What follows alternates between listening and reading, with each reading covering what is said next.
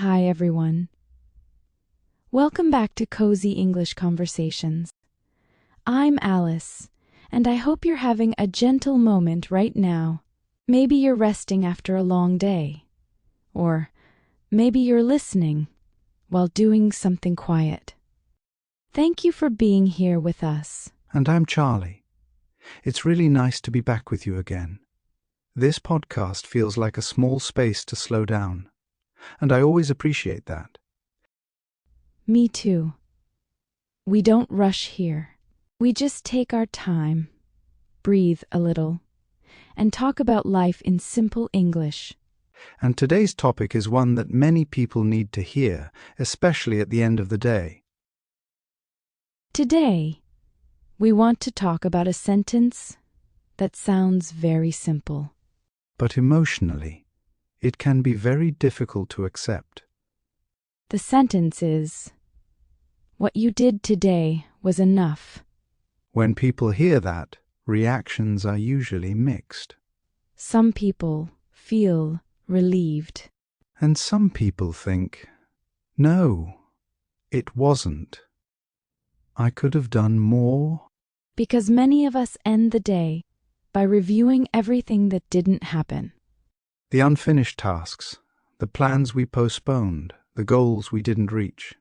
Even when our bodies are tired, our minds keep pushing us.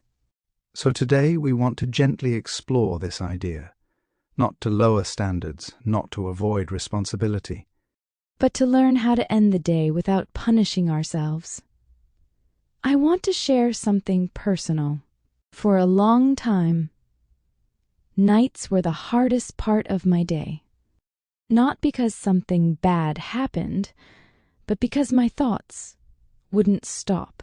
I would lie in bed and replay the entire day in my head. Every small mistake felt bigger at night. Every unfinished task felt like proof that I wasn't doing enough. Sometimes I would remember a moment from the morning and think about it again and again, wondering why I didn't say something better, or why I didn't handle things differently. I rarely thought about what I did do. My mind went straight to what was missing. There were days when I worked hard, supported others, stayed responsible, and still felt empty at the end. It was confusing, because from the outside, the day looked fine. One evening, I remember feeling especially exhausted, not just physically, but emotionally too. I had done many small things, but nothing felt important enough to count. I told myself, today was a waste. That sentence hurt more than the tiredness itself.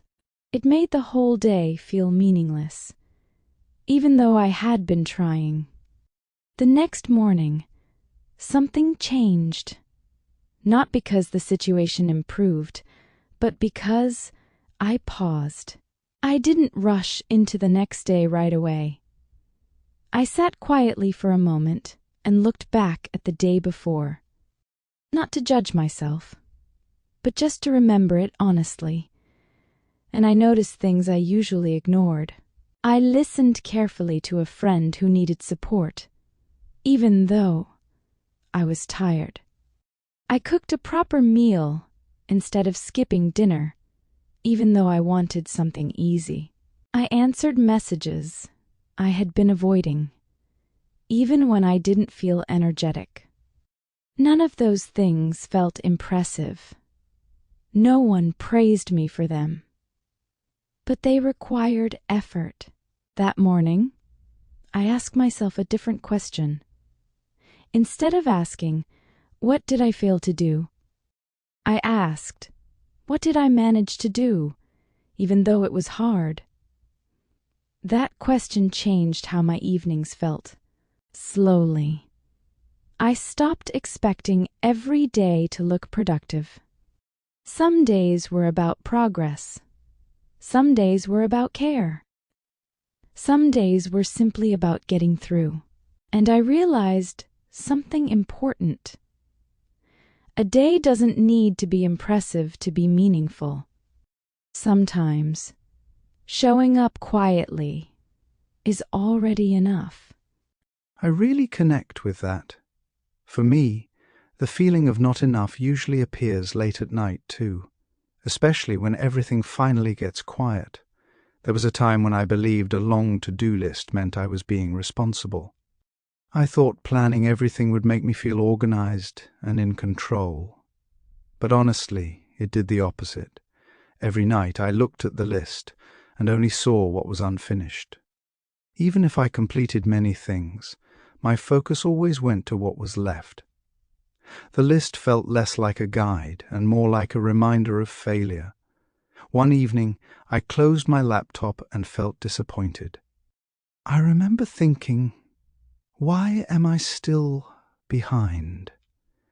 That thought stayed with me for a while. It followed me even after I stopped working. Then something small happened. I noticed how my body felt. My shoulders were tight. My head felt heavy. My eyes were tired, and I realized something very simple. If my body was tired, it meant I had used energy. It meant I had been doing something, even if it didn't look successful on paper. So I tried a small experiment. At night, instead of checking my task list, I asked myself one question. What took energy from me today? The answers surprised me. A long conversation where I tried to be patient. Making a difficult decision I had been avoiding. Staying calm during stress instead of reacting. Trying again after feeling discouraged earlier in the day. Those things never appear on a to-do list. No one checks them off. But they cost energy. After that, I stopped calling those days lazy or unproductive. I started calling them full. That change didn't make me stop trying. It just made me stop attacking myself. And once I stopped attacking myself, it became easier to keep going the next day. I think many people struggle with this because we only measure days by visible results. Yes, if we can't point to something and say, I finished this, the day feels empty. But emotional effort is invisible. Mental effort is invisible. And often those are the hardest kinds of work. One thing that helped me was redefining what enough means. What does enough mean to you now? It means I did what I could with the energy I had, not the energy I wish I had. That difference is important. We judge ourselves based on an imaginary version of ourselves with unlimited energy. And that version doesn't exist. Another helpful habit is ending the day with a softer question. Instead of asking, did I do everything? Ask, did I try, even a little? That question feels kinder and more realistic. It's especially helpful during difficult seasons. Not every season is about growth or success. Some seasons are about holding yourself together. And that is real work. I also have a small habit now. At night, I name 3 quiet things I did today. Nothing impressive, just honest things. That trains the mind to see effort, not just outcomes. It reminds us that life is built from small moments, not big achievements every day. Comparison also makes this harder. Yes. When we compare our daily effort to other people's highlights, enough feels impossible. There will always be someone doing more, faster, louder. But their pace isn't your responsibility. Your real question is simpler. Was I present in my own life today? That question brings you back to yourself. Another important reminder is this. Rest is not something you earn. Rest is a need, not a reward. You don't have to finish everything to deserve rest. And telling yourself, "I did enough today," can be an act of responsibility. Because tomorrow needs you rested, not guilty. If you're listening right now, at the end of a long day, we want to say this gently. You don't have to review every mistake tonight. You don't have to replay the day and punish yourself. If you showed up, if you tried, if you carried what you could, that was enough. Please take a breath and allow yourself to rest. If this episode resonated with you, don't forget to like, comment, and subscribe to Cozy English Conversations. We'd love to hear from you. What is one thing you did today that took effort, even if no one noticed? Thank you for spending this time with us. Take care of yourself, and remember, you did enough today. See you in the next episode. Stay cozy.